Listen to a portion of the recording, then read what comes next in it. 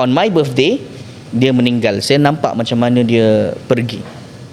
So that experience dia buat saya mula fikirlah, kita hidup ni dah lah tiba-tiba boleh mati. Orang semua kata, oh Angeline, pergi umrah ni sangat tenang lah Angeline. Syoknya, suasana dia begitu indah sekali. Kita rasa hati kita ni tenang je, macam semua masalah hilang.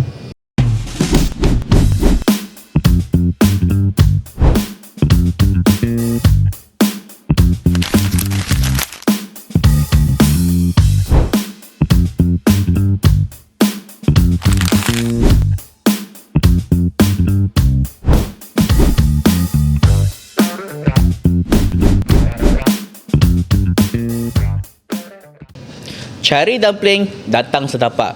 Cari ilmu, biar di hati bertapak. Assalamualaikum warahmatullahi wabarakatuh. Selamat sejahtera, Tajahau.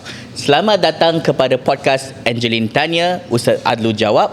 Ataupun dengan kata ringkasnya, Atuj. Atuj. Jadinya, podcast Atuj ini, iaitu podcast Angeline Tanya, Ustaz Adlu Jawab, dibawa khas bekerjasama kita bersama dengan Fakulti Pengurusan Haji Umrah.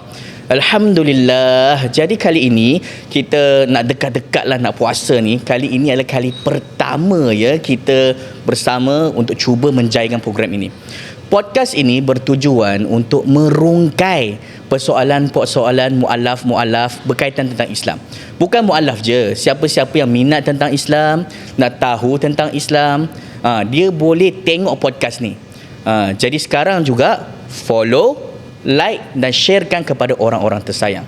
Tapi bukan tu je. Ada kalanya mungkin ada Muslim sendiri, mereka terfikir, orang masuk Islam ni dia fikir apa ya? Apa yang bermain dalam fikiran dia ya? Apa soalan dia ya? Ataupun mungkin ada orang yang dia nak kahwin dengan mu'alaf. Mungkin dia rasa, saya mampu ke nak bimbing dia? Boleh ke saya nak jadi imam dia? Boleh ke saya nak tolong dia? Nanti kalau dia tanya saya soalan macam-macam, saya nak jawab macam mana? Inilah podcast yang kamu kena follow, kena like dan kena share kepada kawan-kawan kamu yang memerlukan. Kita juga ada satu features yang menarik, iaitu sesiapa sahaja ada soalan-soalan berkaitan dengan Islam, sila type soalan tersebut di ruang komen. InsyaAllah ta'ala kita akan tengok komen tersebut dan insyaAllah kita akan jawab komen. Jadi saya adalah Ustaz Adlu Kan. Saya adalah host anda untuk program ini, podcast Angeline Tanya, Ustaz Adlu Jawab. Kak Angeline adalah seorang mu'alaf yang barulah, lebih kurang 2 tahun. Saya dah lama dah, dekat 15 tahun saya masuk Islam dah. Jadi insya-Allah ta'ala kita cuba tengok apa yang akan berlaku apabila kita sama-sama bincang topik ini. Jadi mungkin dah ada para penonton kata, ini podcast Angeline Tanya, Ustaz Adlu Jawab. Manakah Angeline-nya? Jadi tanpa kita buang masa lagi, kita sama-sama memberi salam kepada Kak Angeline kita. Assalamualaikum Kak Angeline. Sihat ke? Sehat, waalaikumsalam. Ya, sehat-sehat alhamdulillah. Dan terima kasihlah kepada Fakulti Pengurusan Haji Umrah memberi Angeline satu peluang di sini untuk bertemu dengan Ustaz Adlu dan boleh tanya macam-macam dan boleh kongsi bermacam-macam dengan tuan-tuan dan puan-puan di luar sana. Betul. Alhamdulillah. Dan ramai kawan Angeline bila tahu Angeline tentang buat podcast ini dengan Ustaz, mereka tanya Angeline, Ustaz Adlu siapa ya? Dia juga Chinese Muslim. Oh, ya ke? Cakap, dia lagi lama, dia dah 15 tahun dia masuk Islam. Wah, siapa dia? Cakap, nantilah saya suruh Ustaz Adlu sendiri cerita. Masya Allah. Jadi saya dah masuk Islam lebih kurang 15 to 16 years lah, 15 hingga 16 tahun. Pada umur saya 15 tahun. Wah. Saya masuk Islam umur 15 tahun. Apa yang buat Ustaz Adlu jatuh cinta ataupun jatuh hati dengan Islam? Dia macam ini, saya di peringkat sekolah menengah memang saya seorang pendebat bahasa English debater. Saya wakil Malaysia dulu, keluar berdebat. Jadi saya suka berfikiran kritis. Whatever happens in my life, apa-apa benda berlaku di hidup saya suka fikir. So bila saya umur 13 tahun, saya menyaksikan nenek saya meninggal dunia depan mata saya. Nenek sakit ke? Nenek saya, dia tak sakit, dia sihat. Dia sihat, jatuh di dalam tandas, kena stroke. Oh, masa itu nenek patutnya bila Kena stroke. Ustaz 13, nenek muda lagi lah. Nenek dah 60 plus dah. Muda So jugalah. muda jugalah. So bila dia sihat tau. Dia setiap pagi 4:30 dah pergi jogging. You know, typical Chinese punya aunty-aunty kan. Orang aktif Orang aktif, kurus, dia naik basikal pergi pasar tau. Wah. Yes, tapi dia jatuh dalam tandas, kena stroke, masuk hospital. Malam tu kena lagi 2 kali stroke. Oh yo. Dia punya organ semua fail. The next day, on my birthday, dia meninggal. Saya nampak macam mana dia pergi. So that experience, dia buat saya mula fikirlah, kita hidup ni dah lah tiba-tiba boleh mati kan. Lepas tu bila dah mati, duit tak boleh bawa pergi. Nama, yelah, seminggu 2 minggu orang ingat lah. Cuba setahun 2 tahun, orang tak ingat dah. So what for? Kita berjuang banyak-banyak, kumpul duit, kumpul harta, and then apa pun tak ada buat. So from there lah actually saya cuba kaji agama. Oh.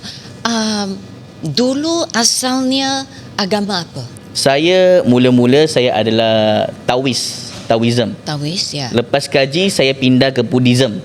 Kemudian saya carilah macam-macam agama, satu-satu saya cari sampai saya dah give up. Sebab apa? Saya punya akar untuk cari agama satu je. Akal saksikan kebenaran ataupun akal tak saksikan kebenaran. So bila saya kaji banyak agama, saya hampir give up. Bila saya kaji banyak agama, saya tak jumpa. Nanti ada orang akan tanya, apa itu akal? Saksikan kebenaran. Ya, dan apa ialah akal? Saksikan Kebenaran. okay. Apa dia? Apa beza ni? Jadi dia macam tu. Saya fikir senang je. Kita ini humans kan, manusia. Manusia ini dia satu kelebihan lebih daripada semua makhluk lain adalah akal. Ya. Kalau nak beradu kekuatan, gorila lagi hebat lah.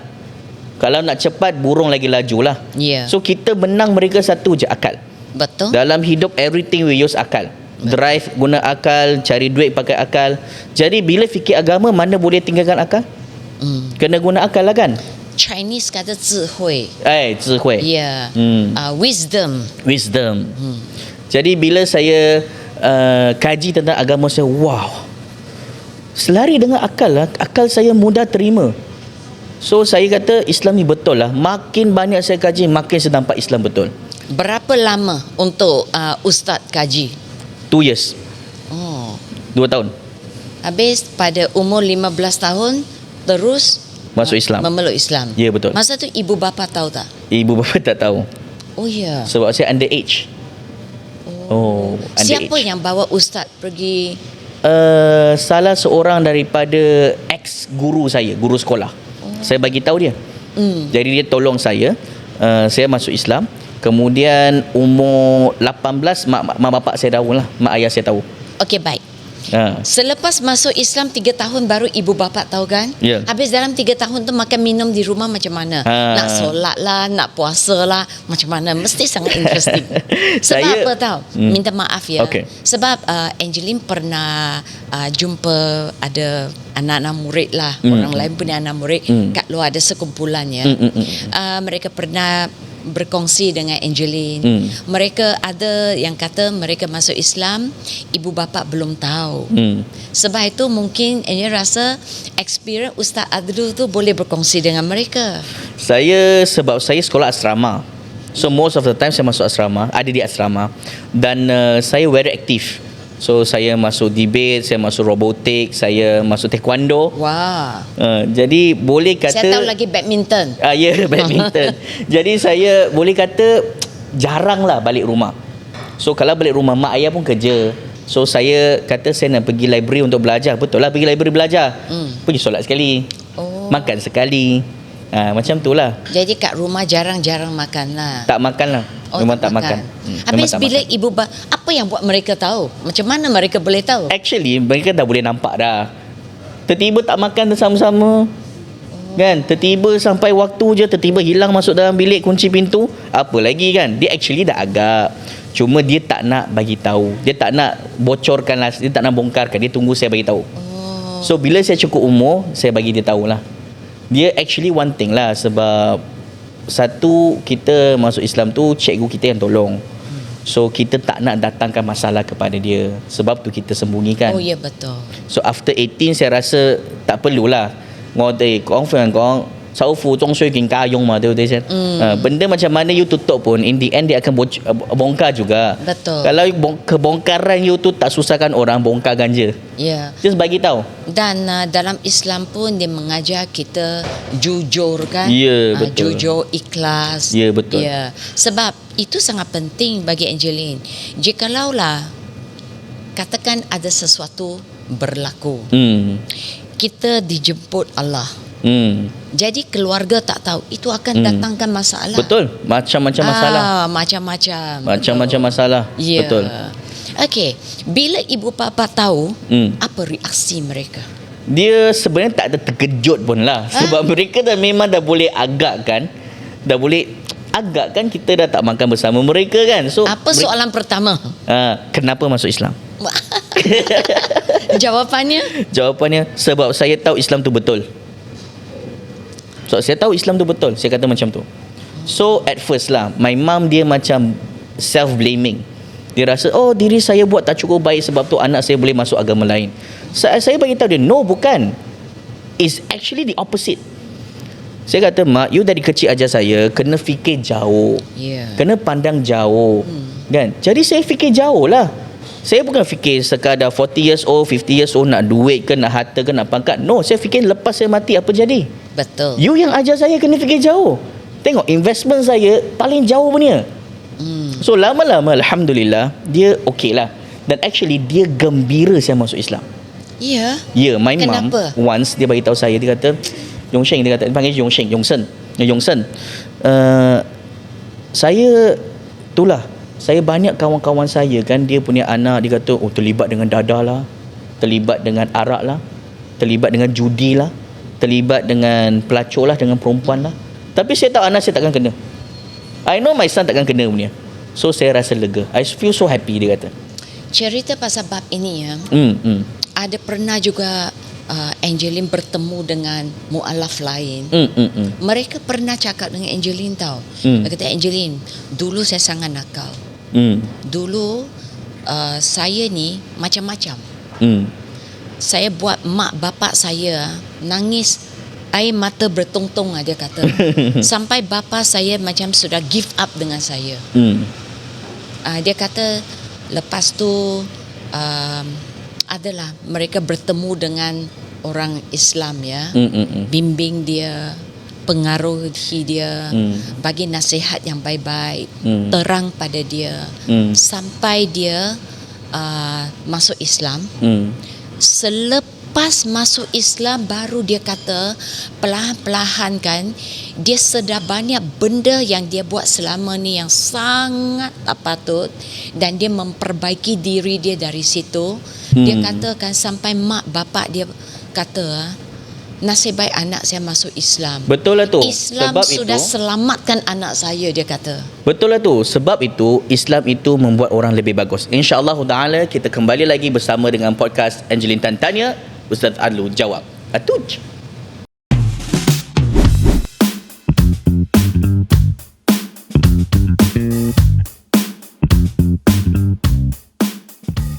Nama saya Watria, saya berasal dari Brunei. Saya berminat menyertai SPHU kerana saya berminat untuk menjadi seorang mutawifah, dan kerana saya menyadari banyaknya demand untuk mutawifah especially. Alhamdulillah, dengan menyertai SPHU saya banyak menimba ilmu, dan ianya bukan hanya berkaitan dengan fikih umrah saja, tetapi silabus yang menyeluruh.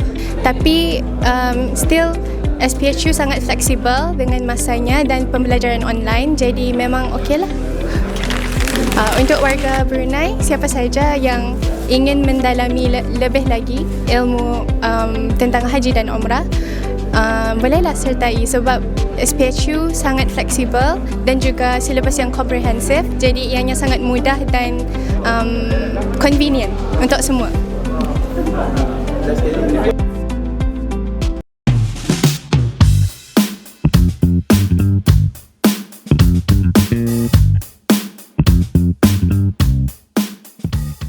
Selamat kembali ke podcast Angelin Tan Tanya, Ustaz Adlu Jawab, Atuj.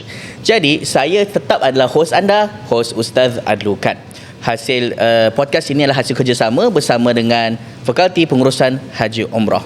Ya, Kak Angelin. Ya, nak tanya juga.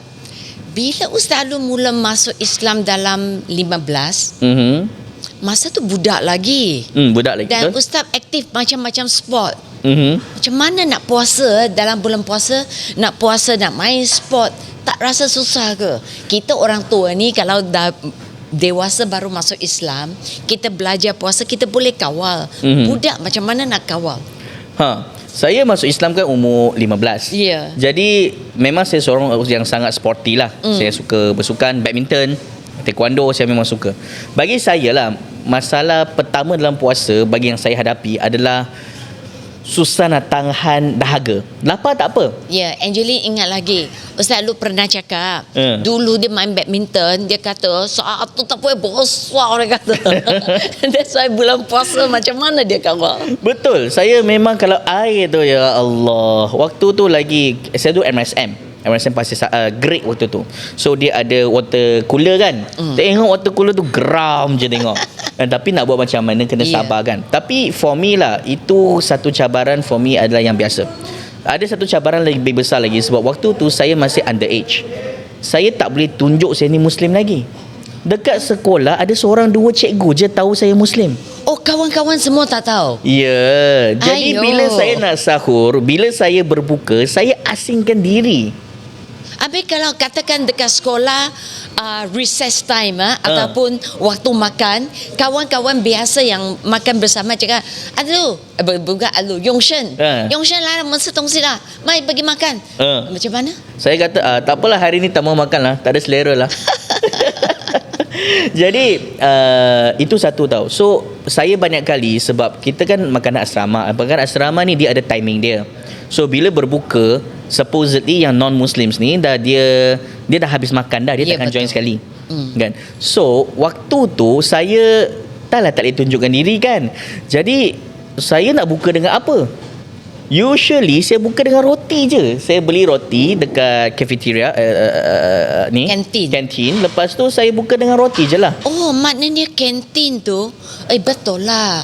Sebab orang yang bukan Islam, mereka dah makan. Ya, betul. Lepas tu tak banyak orang Islam kan. Betul. Jadi Islam ramai, Muslims ramai. Habis mereka makan apa? Mereka makan dekat ni lah. Mereka makan berbuka di kantin. Oh, Ustaz tapi tak boleh saya tunjuk. Tak boleh betul. makan sama. Ya, betul. Kalau kesian. So saya makan tau. Saya makan roti kan. Sampai satu tahap kan, tiap-tiap hari makan roti dengan air kosong. Roti dengan air kosong. Every day. Sampai satu hari lah saya kata, ya Allah, kalaulah saya boleh makan something yang lain ke, mesti seronok kan. Tapi kan tahu tak, lepas saya buat doa tu, tak sampai 20 minutes, saya punya guru homeroom, Miss Aswani nama dia, dia bawa KFC kat saya. Allah dengar doa Ustaz. Ya. Makbulkan doa tu. Betul. Jadi waktu tu saya rasa sangat-sangat gembira. Dia buat saya lagi semangat nak berpuasa. Itu adalah juadah buka puasa yang paling sedap. Ya, betul. Bulan tu. Yang paling saya ingat lah. Yang paling apa perasaan masa tu? Waktu tu, kalau Angelin rasa Angelin nangis lah. That means Allah dengar doa saya. Betul. Saya rasa macam betul lah Islam memang betul. Islam memang betul. You give, you get more. Betul tau. Angelin banyak experience macam ni. Angelin doa kan. Apa yang Angelin doa, Allah jawab tau. Betul? Betul. Alhamdulillah. Bukan jawab dengan suara lah. Jawab apa yang Angelin makbulkan betul. Ataupun bagi yang lebih baik. Ya. Masya Allah. Sebab itulah. Okey, cerita balik dengan ayam goreng tu. Ayam goreng. Okey, waktu tu kan bila saya dapat tu kan, dia semacam ni tau. Dia biasa, saya punya guru homeroom memang sayang saya. Memang selalu bawa makanan pun. Tapi dia selalu bawa tu ada something. Mungkin sebab saya ada tolong dia, mungkin sebab saya hari tu ada exam tak bagus. Tapi yang tu tiba-tiba. Oh, reward lah. Selalunya reward. Tapi yang tu tiba-tiba. Kata, cikgu kenapa bagi? Tak tahulah hari ni rasa nak bagi. Aduh. Dan bagi saya seorang je. Ya. Ya, bila saya makan tu saya hampir menangis lah. Betul. So saya rasa I made the correct choice. Betul. Saya buat pilihan yang tepat. Jadi lepas tu kan, saya actually lah lepas SPM, Alhamdulillah saya dapat full A's. Saya juga dapat beasiswa daripada Tenaga Nasional actually. Saya sempat belajar 1 bulan. Tapi sebab saya ni jiwa debater kan, so kita fikir banyak benda, banyak soalan kita dalam Islam tak jawab lagi. I want to know. So saya pilih untuk berhenti daripada course engineering. Saya pergi belajar ilmu agama. Oh, pergi belajar di mana? Pergi belajar di Syam, di Arab, di negara Arab. Wow. Saya kat situ I started with zero tau. Baca Quran pun tak reti. Iqra No, zero. apa pun tak tahu. Wah, berani ya. Umur berapa tu? Umur 20. Wah, sangat berani 19, ya. 20, Lepas tu bagi Angeline waktu tu, kalau orang Cina sendiri pergi ke Arab, wah, sangat berani ya. Itulah saya bila mula Dengan tak tahu bahasa mereka. tak tahu apa-apa. Saya tak Assalamualaikum je. Waalaikumsalam. Tu je. Oh. Saya pergi. Tak kira. Jadi kan Kak Angeline, saya mula-mula sampai kan, dia ada entrance exam tau. Saya dapat kosong. Yalah, sebab kita tak tahu tahu baca. apa-apa. Tulis nama sendiri pun tak tahu. Nama sendiri pun how? Nama sendiri pun kena tulis dalam Arab. Yes. Wah, itu So saya betul-betul tak satu boleh. cabaran. Saya tak reti. So within 2 weeks saya dah ada niat nak balik. Tak boleh Saya tahan. fikir saya pelajar yang selalu fokus dalam kelas tau. Tapi bila saya masuk kelas yang fully Arabic dan saya tak reti bahasa Arab langsung, you nak fokus apa? Angeline tahu sebab Ustaz dulu adalah murid cemerlang, dapat A. Alhamdulillah. Bila sampai sana dapat kosong, jatuhlah semangat. Kosong. Aduh, saya hampir balik. Saya jumpa dengan seorang kawan, saya kata saya nak balik lah. What for duduk sini? Apa benda pun tak berjaya. Dia beritahu saya satu benda. Dia kata, dulu saya tak dapat tolong kamu banyak. Saya bagi tahu kamu satu nasihat ulama lah bagi kepada saya. Dia kata apa? Orang Malaysia juga. Malaysia. Kan? Oh, okey. So dia kata, al-ikhlas sirrun najah. Ikhlas itu rahsia kejayaan. So from there saya terus make sense lah. Betul lah yang cipta ilmu tu siapa? Allah. Bukan usaha kita. Kita belajar tu usaha ni. Yang cipta ilmu tu Allah. Ada orang usaha sikit pun Allah boleh bagi ilmu banyak. Saya terus everyday saya ikhlaskan. Jadi saya tahu apa yang saya kena buat, 2 benda je. Ikhlaskan niat, berusaha sungguh-sungguh. Tak faham lah, lantak lah. Cuba. Tapi kita cuba sedaya upaya lah. Tapi Kak Angeline, saya bagi tahu satu benda lah. Saya bagi tahu dari bab nak bagi tahu nikmat Allah ni. Saya dalam masa 3 bulan saya dah jadi pelajar terbaik dalam kelas tu. Ayuh. Ya. Betul. Dalam kelas tu murid dari mana? Serata dunia. Wah. Dari kosong jadi Ada saya punya classmate, dia belajar di pondok di Thailand tu. More than 12 to 15 years. Dah umur 30 dah dia pergi. Ustaz Alu boleh jadi pelajar terbaik. Ya. Wow. Kelas bahasa Arab sepatutnya 2 tahun. Saya siap dalam 7 to 9 months. Memang murid cemerlang. Bukan. Ini Allah bagi. Yalah, tapi I tell you tahu kenapa Allah saya boleh yakin ini Allah bagi. Saya mula-mula belajar bahasa Arab, kita kan perkataan tak banyak. Kita tahu je array perkataan ni datang dari buku mana kan. Ya. Perkataan tak banyak. Jadinya vocab lah. Vocab tak banyak. Vocab yang kita belajar tu tak banyak. Tak banyak. So kita we know tau setiap vocab ni kita belajar bila tau. So ada sekali tu saya sembang dengan my friend, Arabic friend. Saya keluar perkataan Arab saya tak tahu saya dengar dari mana. Saya sendiri dah cakap perkataan tu kan. Apa maksud perkataan ni? I also don't know. Mengalir dari mulut Mengalir macam tu je. So bila saya tahu macam tu, saya terus cari kamus bahasa Arab. Saya cari apa maksud perkataan tu. When I see the perkataan exactly like how I wanted, sebiji mana apa yang saya nak dalam hati, itulah keluar maksud dia. Kemudian Kak Angeline, bahasa Arab ni dia ada kala ni ada cara penggunaan, not just that word tau. Dia kena pair dengan benda lain. Dia muta'addi bi harf contohnya. Cara penggunaan pun I nail it. Betul. From there saya katalah, ya Allah, ini adalah nikmat dari Allah, bukan magic, sebab saya. Ini betul-betul magic. Ini memang kuasa Allah. Ya, betul. Ini memang kuasa Allah. Jadi saya belajar situ, saya balik, saya kata I need to show more to our Chinese community, Chinese Muslim community, indahnya Islam. Cantiknya, indahnya Al-Quran, cantiknya Islam. So itu yang saya cuba bawakan. So now saya adalah imam di Masjid Jami' Cina Muslim Kelang yang cantik tu. Ya. Angeline pernah pergi. Yang bangunan dia macam Beijing tu. Yes. Ya. And then pada masa sama, saya adalah ahli komiti untuk Persatuan Cina Muslim Malaysia, MACMA. Dan pada masa sama, saya sekarang ini mengajar bahasa Arab dan alat-alat ilmu agama untuk pelajar-pelajar Cina Muslim. Taraf STAM, Sijil Tinggi Agama Malaysia, setaraf dengan STPM lah. Dan juga universiti. Saya drill mereka. Sebab itu kenapa Angeline tanya dekat Ustaz Adlu. Tak ada, biasa-biasa kita sama-sama belajar.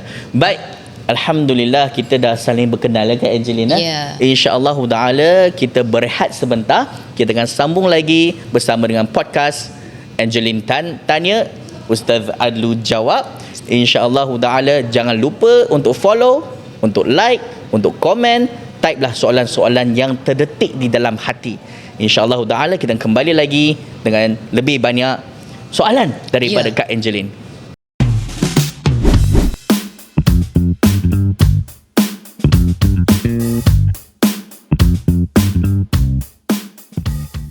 Assalamualaikum. Jadi saya sebagai waris yang temankan adik saya untuk calon fast track degree. Jadi saya sebagai waris walaupun tolong teman pun, saya yang dengar sendiri tadi penjelasan sangat-sangat menarik lah. Menarik macam mana dia orang boleh terangkan hala tuju anak-anak yang ataupun pelajar yang nak sambung dekat fakulti ni. Dan bagi saya satu program yang baik lah, sistematik dan teratur. Mudah-mudahan calon-calon yang graduate nanti dapat berjaya lah dalam kerjaya masing-masing, insyaAllah.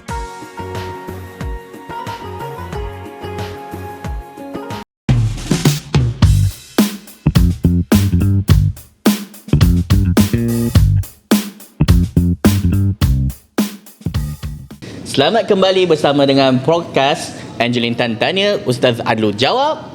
Hasil kerjasama bersama dengan Fakulti Pengurusan Haji Umrah. Tengok ni. Inilah Yunus punya sup dumpling. Ini ialah xiao long Bao. bukan? 它小笼包是广东话，它也可以叫滚汤包、灌汤包。 Kuan Tang Pao. Maknanya ini dia lain dengan yang hari itu. Ya, dia lain dengan Kan, hari dia itu. lain. Ini dia punya kulit sangat nipis. Sangat nipis. Dan dalam tu dia memang ada sup. Ada sup punya. Ini kan kalau nak makan kena ada teknik tau. Teknik tak betul melecur lidah. Oh ya, sebab Panas. iya, dia baru keluar dari apa ni, kukus. Kukus. Ya, betul. Ah. So yang ni Kak Angeline, dia dalam adalah daging dan juga udang. Iya ke? Yes. Biasanya daging-daging ayam-ayam. Ya. Ini Campur. tak pernah ya dengar daging dengan udang boleh campur. Jadi ini ada wangi daging, ada manis udang. Sup dia sedap. Itulah Kak Angeline, puasa kan beberapa hari lagi je. So kenalah bawa this one, every single one handmade tau. Dia buat pakai tangan punya tau. Betul. Dia tak boleh pakai mesin punya tau. Habis ini? Ini adalah Xun Mui Tong, plum soup. Nanti orang fikir apa pula sup dalam cawan. Dia macam jus lah. Dia macam jus. Ada jus lah, jus. Dia ada yang panas, ada yang sejuk. Tapi sejuk ni Kak Angeline, dia memang kena makan dengan dumpling ni. You know why Kak Angeline? Dia manis-manis, masam-masam. Ya, betul. Orang Melayu tak biasa sup dalam cawan sejuk pula tu. Biar betul Ustaz. Kita panggil sup tapi sebenarnya jus. Ya, air lah, air jus. Tapi this one dia memang kena makan dengan sup dumpling. Why? Sebab dia sup dalam dumpling ni dia kan ada daging. Ya. So dia akan ada lemak-lemak, minyak-minyak macam tu kan. Ya. So makan 2-3 biji akan muak. Oh. Bila minum ni dia akan segar balik. Betul. Jadi Kak Angeline, Dia saya bagi macam satu dulu. macam tolong kita digest itu minyak. Ya, terima betul. kasih. Kak Angeline, cuba Kak Angeline. Nanti nampak tak? Dia macam satu plastic bag. Plastic bag yang ada air di dalam, maknanya ada sup dan ada daging. Tu mengalir air dah. Sudah pecah. Dah pecah dah. Tak apa. Kena macam ni. Kena pegang dengan sudu Ya, kena pegang dengan sudu.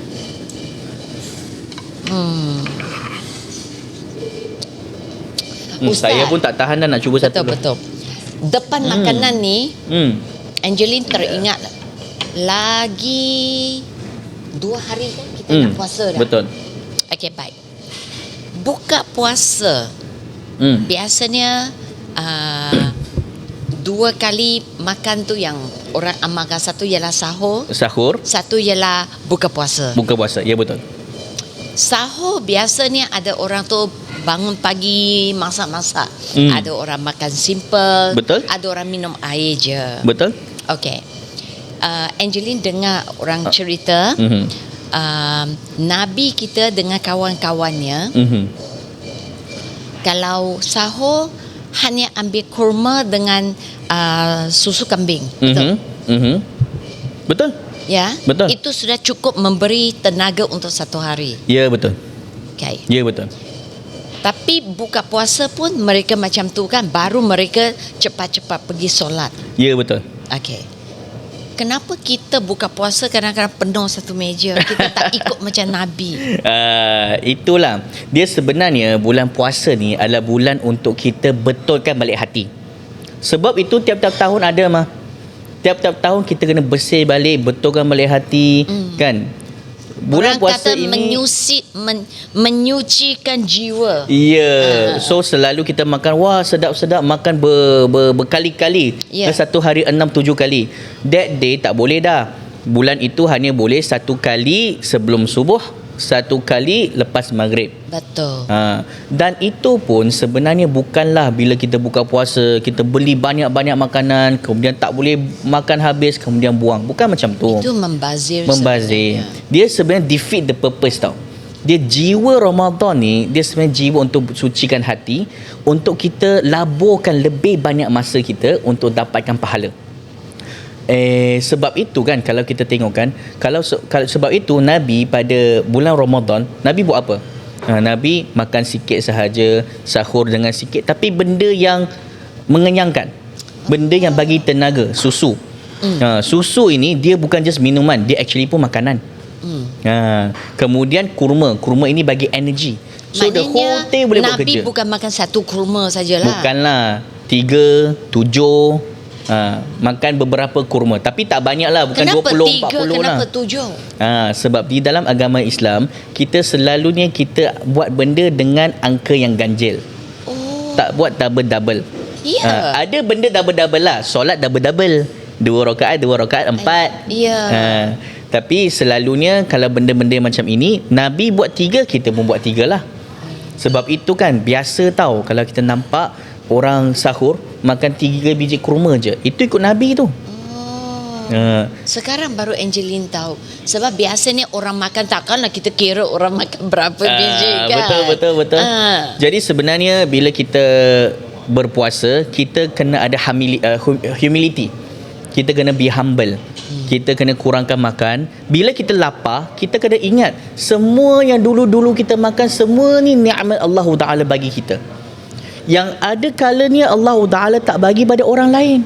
Ada orang yang miskin, mereka makan bukannya 2 kali 1 hari. Mungkin mereka hanya makan 1 kali 2 hari.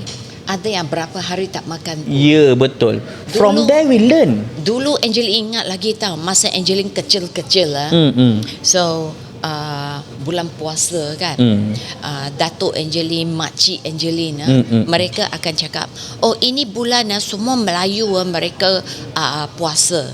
Dulu kita dengar apa? Kuasa. Kuasa. Kenapa apa itu? Makcik Angeline cakap, oh ini adalah Tuhan mereka suruh mereka buat supaya mereka rasa apa perasaan orang yang tak cukup makanan. Masya Allah. Apa perasaan mereka, macam mana mereka kena ikat perut tahan lapar. Itulah perasaannya. Ini betul tahu. Ini bukan Muslim ya, yang makcik ni. Makcik Angeline. Tengok, bukan Muslim pun tahu. Jadi kita kenalah. Masa tu Angeline macam 5 tahun tadika. Dan dia kata sebab Tuhan nak mereka rasa lapar. Dan bila kita ada banyak rezeki, kita banyak makanan. Dulu dia tak cakap rezeki lah. Kita ada banyak makanan. Kita kalau kaya, kita banyak duit, hidup kita senang. Jangan lupa macam mana orang yang tak cukup tu hidup. Betul. Be humble, dia kata. Betul. Jadi dengan itulah mudah kita nak keluar zakat, mudah kita nak bagi sedekah, mudah kita nak bagi wakaf, mudah kita nak bantu orang. Itu pun Angeline nak tanya sebenarnya. Tapi Angeline nak cakap pasal puasa dulu. Okey, puasa dulu. Okey, puasa dulu. Baik. Ustaz, kadang-kadang orang kan bukan sengaja nak beli banyak. Sebab mereka tak boleh kawal nafsu tu. Bila pergi pasar Ramadan, alah ini sedap. Oh no, itu pun sedap. Tambah pula masa itu lapar dan haus, semua nak beli. Betul tak? Ada juga mak yang fikir anak. Betul. Selalunya mak dia fikir anak. Sebab itu dia terlebih beli. Alah, anak aku suka ni, ini suka ni. Anak dia kata 3. Oh, dia tahu anak sulung suka ini. Alah, anak kedua suka itu. Anak ketiga suka itu. Semua suami pula. Jadi terlebih beli. Terlebih beli. Itu kita kena hati-hatilah. Kita betul kena tak? kawal. Betul, kena kawal. Kontrol. Sebab itu dalam Islam kan Kak Angeline, kita makan san fen pao. 30% saja, 3 daripada 10 saja kita kenyang. Selebihnya air. 3/10 lagi air. Baki lagi 3 udara. Jangan bagi sendiri terlampau kenyang. Kalau tak, ni sudah biasa kenyang-kenyang makan banyak-banyak kan. Nanti one day lah, na'udzubillah, kita haraplah berlaku. Tapi ada orang macam tu. Dia kaya-kaya tiba-tiba jatuh miskin. Kemudian bila dah jatuh miskin kan, dia dah biasa makan mewah-mewah, makan sedap-sedap. Macam mana dia nak kontrol? Lagi satu, bukan kata kita jatuh miskin. Kadang-kadang tiba-tiba kita tak sihat ya. So mulalah ini tak boleh makan, itu tak boleh makan. Kita akan rasa sangat susah untuk kawal. Betul. Sebenarnya dalam Islam puasa sangat baik. Betul, dia sangat baik. Puasa ni Angeline selalu cakap dengan kawan Cina. Mereka kata, awak tak boleh makan atau tak boleh minum. Saya kata dalam berapa jam saja. Habis macam mana? Saya cakap saya positif je. Saya fikir, okey baik. Selalunya saya dah makan terlebih dari apa saya perlu. Jadi kan banyak storage, banyak di dalam storage lah. Jadi lemak ada, semua ada, segala sampah sarat dalam badan. Bulan itu adalah bulan yang baik untuk bakar. Bila kita tak makan tak minum, dia akan bakar dengan lagi cepat. Betul. Sebab badan kita adalah satu sistem yang very smart. Dia sangat sistem, bijak. Masya Allah. Dia tahu macam mana nak adjust. Betul tak? Allah Ta'ala cipta benda ni hebat kan? Makan banyak jadi gemuk. Lepas tu bila dah tak makan, slow tenaga guna balik, kita kurus balik. Dan ada kawan cakap, tak makan tu okey lah, apa pula tak minum pula, tak sihat lah kalau tak minum. Orang kena minum ini. No, kalau you tak minum, dia bakar lagi laju. Sebab dia lagi panas. Cara itu Angeline terang-terangkan. Betul lah cakap macam tu. Dia memang betul pun. Bila kita tak minum juga, kita lagi rasa orang yang air pun tak ada. Mungkin kita Malaysia, isu tak ada air ni mungkin jarang lah kita jumpa. Tapi somewhere di padang pasir, mereka air pun susah nak dapat. Jadi Angeline cakap dengan kawan, saya ingat sehat je. Jadi saya boleh kawal, saya boleh kontrol, saya boleh buat. Dan bila Angeline terang dengan mereka, bila sudah berjaya satu hari tahan sampai buka puasa, you feel proud of yourself, sangat bangga. Dan makanan pun jadi sangat sedap. Dan actually kalau kita puasa betul-betul, kita sudah tak boleh makan banyak dah. Yes, betul. Dia actually makan sikit, dia jadi nikmat. Badan daripada lemah tiba-tiba jadi akan sangat bertenaga. Betul tak? Dan lagi satu, bila sudah berpuasa 1 bulan, betul-betul punya puasa, nanti raya kan, boleh pakai baju cantik. Sudah kurus sikit, sudah pink sikit mah. Kalau dan macam tu, kita pun rasa sehat lah. Ringan. Kalau macam tu, tahun ni saya nak beli baju sempit sikit lah. Jangan. Nanti sampai raya saya dah kurus. Ya, jangan. Pakai biasa. Pakai biasa ya? Pakai biasa sudah elok dah. Alright. Terlalu ketat pun tak cantik. Betul. Tak, maksud saya nanti kalau saya dah kurus, takkan saya pakai baju besar. Nampak macam pinjam baju orang. Taklah, aku kurus banyak-banyak. Gurau. Ya. Baik, insyaAllah ta'ala kita sambung dulu. Ya. Berehat sebentar. Kita makan dulu sup dumpling. Kalau nak datang sendiri di Yunus Sup Dumpling di Setapak, boleh search sendiri. InsyaAllah ta'ala kita kembali lagi, InsyaAllah ta'ala bersama dengan podcast Angeline Tan Tanya, Ustaz Adlu Jawab ataupun Atuj.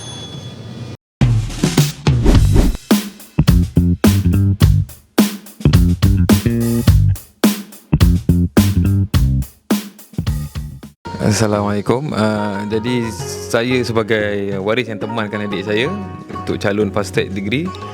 Jadi saya sebagai waris walaupun tolong teman pun, saya yang dengar sendiri tadi penjelasan sangat-sangat menarik lah. Menarik macam mana dia orang boleh terangkan hala tuju anak-anak yang ataupun pelajar yang nak sambung dekat fakulti ni. Dan bagi saya satu program yang baik lah, sistematik dan teratur. Mudah-mudahan calon-calon yang graduate nanti dapat berjaya lah dalam kerjaya masing-masing, insyaAllah.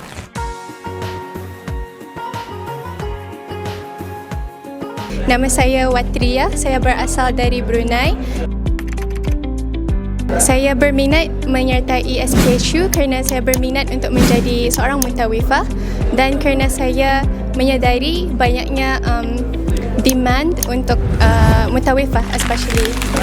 Alhamdulillah dengan menyertai SPSU saya banyak menimba ilmu dan ianya bukan hanya berkaitan dengan fikih umrah saja tetapi silabus yang menyeluruh. Tapi still SPSU sangat fleksibel dengan masanya dan pembelajaran online, jadi memang okeylah.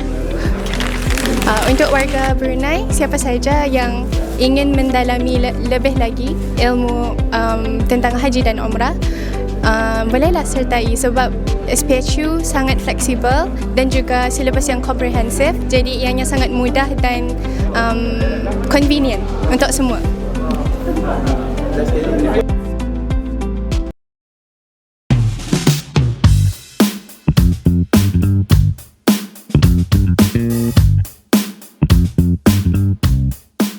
Kembali lagi bersama dengan podcast Angeline Tan Tanya, Ustaz Adlu Jawab. Saya tetap host anda, Ustaz Adlu Kan. Baik, Alhamdulillah kita pun dah makan sikit lah sup dumpling ni. Alhamdulillah. Macam mana, sedap? Sedap. Alhamdulillah. Tadi Kak Angeline tanya saya tentang puasa lah, tentang sahur lah, tentang berbuka lah. Saya nak tanya Kak Angeline, selalunya lepas berbuka ni kita akan selalu ni lah kita tak suka makan banyak. Sebab apa? Kalau makan banyak nanti kita tak larat nak tarawih, nak solat tarawih. Ya, cerita pasal tarawih. Orang biasanya ialah mereka sudah berbuka, lepas tu solat maghrib kan. Lepas tu cepat-cepat nak pergi masjid tarawih.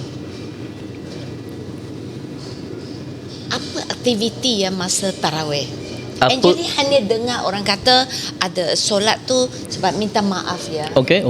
Walaupun sudah 2 tahun. Okey. Angeline tak ada peluang pergi tarawih lagi. Oh, belum lagi pergi tarawih. Ya, sebab apa tahu? 2 Ramadan yang lepas, Angeline agak sibuk. Jadi banyak jemputan, syukur Alhamdulillah. Jadi kadang-kadang ada juga majlis yang panggil Angeline pergi buat perkongsian.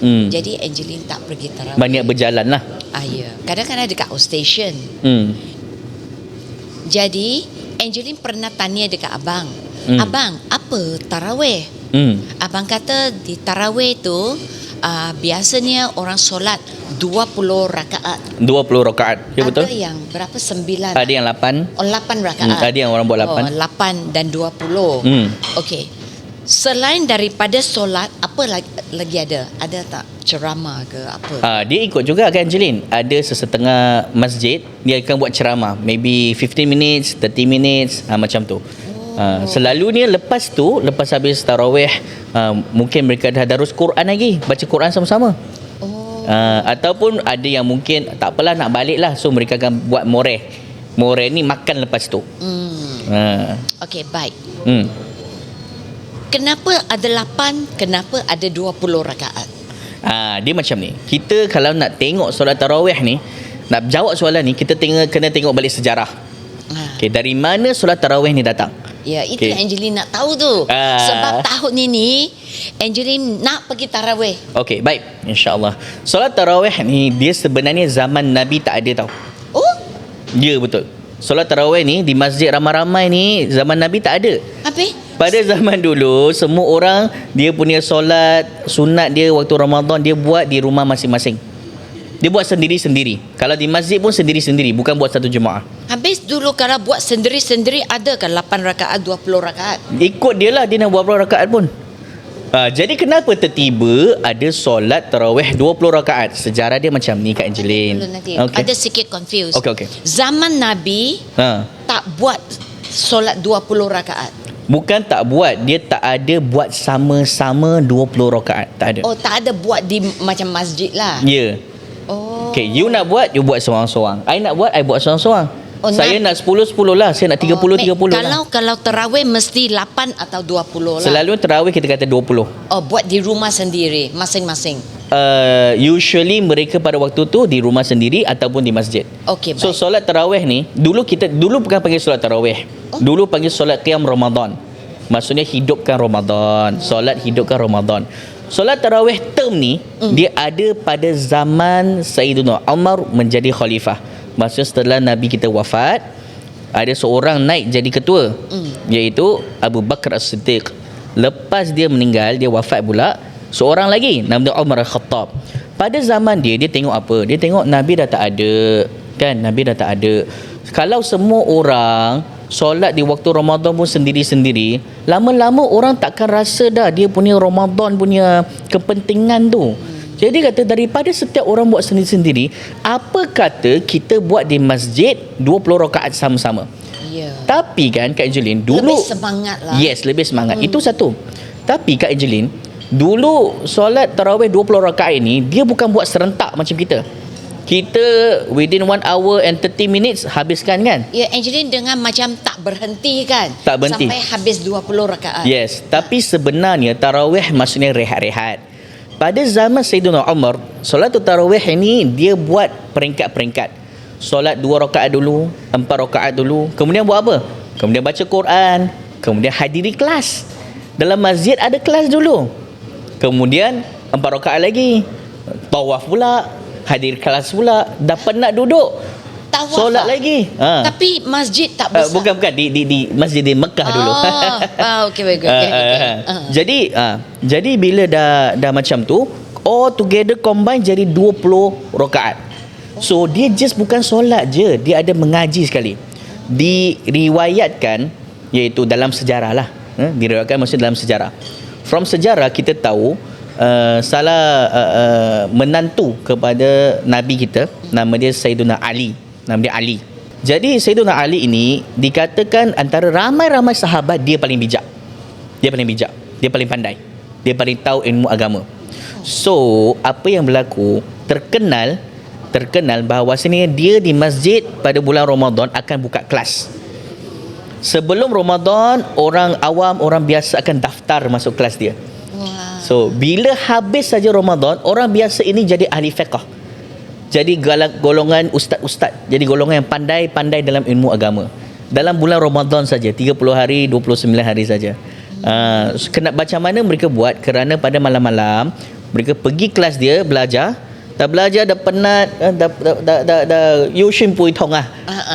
Mereka pergi solat, tawaf sekejap, baca Quran jap, sambung balik. Oh, maknanya mereka sudah duduk lama mengaji. Ya. Nanti berdiri pergi tawaf, ringankan badan. Ya. Solat balik. Ya, betul. Faham. That is why pada zaman tu ada orang pada bulan Ramadan saja, masuk Ramadan orang biasa, keluar Ramadan alim ulama, ustaz-ustaz hebat-hebat. Banyak belajar. Ya. Jadinya bila saya kata dalam Ramadan ini menyucikan hati, bukan just kita tahan lapar, tahan tahan nafsu, tahan dahaga, bukan itu je. Bahkan kita kena tambah ilmu, belajar ilmu, menjadi lebih baik. Sebab itu kan saya rasa Kak Angeline mungkin pernah dengar. Orang kata Ramadan ini madrasah ilmu, betul tak? Ada. Sebab apa? Sebab sepatutnya masuk saja Ramadan kita semua mood kejar akhirah. Dapat pahala banyak-banyak. Nak ubah. Lepas keluar Ramadan ini kita nak ubah jadi lagi baik. Betul. Orang kata dalam bulan Ramadan adalah macam membawa kita balik ke landasan yang betul. Ya, betul. Segalanya, otak kita, fikiran kita, kebiasaan apa kita, yang kita cakap, betul kan? Apa yang kita hati fikir. Betul. Maknanya kita kena tenang, makan kena betul, minum kena betul.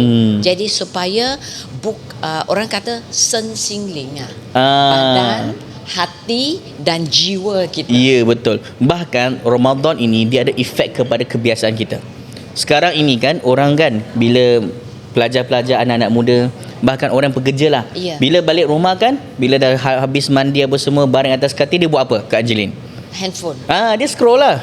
Dia scroll sampai phone pun dah bosan dengan dia, phone jatuh atas muka dia. Ya. Itu bahaya tau. Ya, betul. Pernah tengok satu artikel ada satu budak perempuan, dia baring pegang phone kan. Kadang-kadang kita tak tahu mana satu sudut lah. Mungkin handphone punya corner. Pom dekat mata dia bengkak, hampir hilang penglihatan. Allah, sebab jatuh saja. Ya. Itu pun tak jauh tu. Kita tak pun tinggi tak tu. tahu. Mungkin handphone casing dia tajam ke apa. Ataupun dia punya temper glass retak ke. Kadang-kadang kita rasa kita nak tidur kan. Tapi mata kita masih buka, mungkin terhentak dekat dia punya mata dia masih buka. Kita tak tahu. Betul. Itu bahaya tu. Sebab tu dalam Ramadan dibetulkan kita punya kebiasaan. Kalau Ramadan kita tidur awal kan? Yelah, nak bangun. Betul. Kalau tak sahur. Tak sahur dah, tak makan, tak minum, susah nak tahan. Lagipun ada orang balik dari tarawih, dia kata dia sudah letih dah. Betul. Yelah. Naik turun 20 kan? Okey. Macam orang dalam bulan puasa, mereka tak makan banyak, tak minum. Lepas tu buka puasa makan sikit. Mereka pergi tarawih, bukan ke lagi penatkan badan? Taklah. Dia sebenarnya memang akan rasa penat. Dia memang rasa penat. Yelah, kita makan tak banyak, tapi kita buat kerja banyak. Tapi kena kuatkan jiwa. Tapi dia sebenarnya pelik tau. Bulan Ramadan ni kita rasa semangat nak buat. Semangat. Macam kita pergi umrah, pergi haji. Sebelum pergi kita rasa jauh lah nak sa'i daripada ni Safa ke Marwah ni. Macam lama je, tawaf berapa km tu, tambah sekali. Tapi sampai situ tak rasa kan? Ustaz, baik. Ada masa kan Angeline nak cerita sikit? Boleh, silakan. Baik. Orang semua kata, Angeline pergi umrah ni sangat tenang lah Angeline. Syoknya suasana dia begitu indah sekali. Kita rasa hati kita ni tenang je, macam semua masalah hilang. Kan? Angeline punya mic boleh dekat sikit kan Angeline? Baik. Ada kawan cerita, bukan seorang, bukan dua. Kebanyakan orang kan kata, Kak Angeline kalau pergi dekat Angeline kalau pergi dekat umrah kan, kita rasa hati kita tenang, kita rasa gembira, kita rasa kita tak ada masalah, kita punya otak semua ringan, apa pun kosong je. Dan kita sangat seronok dengan suasana semua. Sebab kita fokus. Dan kita pergi ke sana, kita nampak semua orang matlamatnya ialah pergi umrah. Betul tak? Dan dapat redha Allah. Ya. Walaupun dan sana suasana sangat indah, sebab saya rasa itu adalah satu orang Cina kata Pu Ye Chen. Kota yang tak tidur. Tak ada beza siang malam. Betul tak? Beza siang malam. Walaupun dia ada terang dan malam, tapi kita tak rasa suasana sentiasa hidup. Dan sentiasa orang beramai di atas jalan. Betul. Saya pernah satu hari tak tidur, duk pusing dekat masjid tu. Saya nak cari bila ada masa yang dia mungkin kosong sikit, saya boleh enjoy solat di situ seorang-seorang. Memang tak ada. Betul. Always ada orang. Dahsyatlah itu. Rasanya dalam dunia ni dekat Madinah dan Mekah je kita akan nampak suasana macam tu. Ya, betul. 24 hours. Beribu orang, berjuta orang di situ lah Betul. rasanya. Dan Betul. kumpul di situ masing, tapi aman dan damai. Aman dan damai. Ya, tak ada masalah. Tak ada orang gaduh, tak ada orang pukul, tak ada orang rompak. Dan semua orang cakap baik-baik. Betul. Semua orang hati tenang, cakap baik-baik. Muka semua orang kita tak nampak ada muka masalah kan? Betul. Semua orang muka macam senyum je. Betul. Sangat seronok. Sebab itulah seorang itu kan, kalau dia dalam keadaan macam itu, dia pergi haji, pergi umrah, dia pergi dengan hati macam itu, bila dia balik rasa rindu ke tak? Rindu. Mesti rindu. Mesti Rindu. Masya Allah. Saya pun baru balik dari umrah tak lama sebenarnya, tapi saya tiap-tiap hari tu fikir bila nak pergi lagi ni. Sebenarnya Kak Angeline, saya ada aspirasi lah. Saya rasa saya rasa nak bawa Kak Angeline, nak bawa sekumpulan Cina Muslim, bagi mereka belajar tentang haji umrah, ambil sijil, mungkin dalam 3 bulan 4 bulan bagi mereka sijil, kita bawa mereka ke sana sama-sama. Bukan sahaja belajar tentang umrah, belajar macam mana menghayati. Betul. Dia haji umrah ini kena dihayati sebagaimana Ramadan kena dihayati. Kalau tak hayati, you just solat, you just puasa, ada efek tak begitu banyak lah. Baik, insya-Allah taala Kak Angeline, kita insya-Allah taala episod pada hari ini kita berhenti di sini dahulu. Baik. Terima kasih kepada Kak Angeline dan terima kasih juga kepada Fakulti Pengurusan Haji Umrah kerana membantu kita untuk menjayakan podcast ini. Barakallahu fikum, jazakumullahu khaira. Jangan lupa untuk follow, like dan share. Insya-Allah taala type lah soalan di komen, insya-Allah taala kita bantu. Dan kita ada episod yang seterusnya. InsyaAllah ta'ala, jangan malu bertanya, jangan mudah menjawab.